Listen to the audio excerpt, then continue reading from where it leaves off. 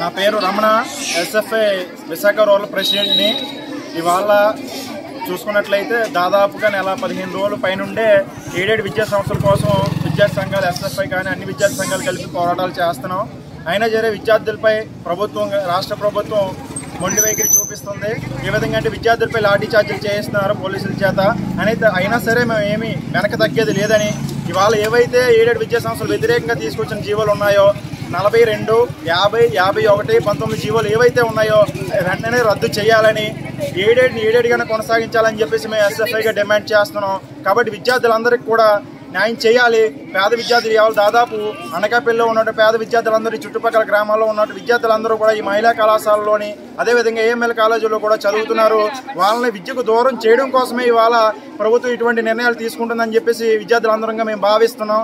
కాబట్టి ప్రభుత్వం వెనక్కి తగ్గాల్సిందే విషయంలో లేనట్లయితే విద్యార్థులందరినీ కూడా ఐక్యం చేసి రానున్న రోజులు తీవ్రమైన పోరాటాలని వేదికగా చూపిస్తామని చెప్పేసి మేము డిమాండ్ చేస్తున్నాం.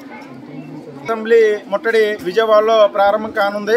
దీనికి విద్యార్థులందరూ కూడా ఐక్యంగా వచ్చి ఈ ముట్టడిని జయప్రదం చేయవలసిందిగా విద్యార్థి సంఘాలుగా పిలుపునిస్తున్నాం.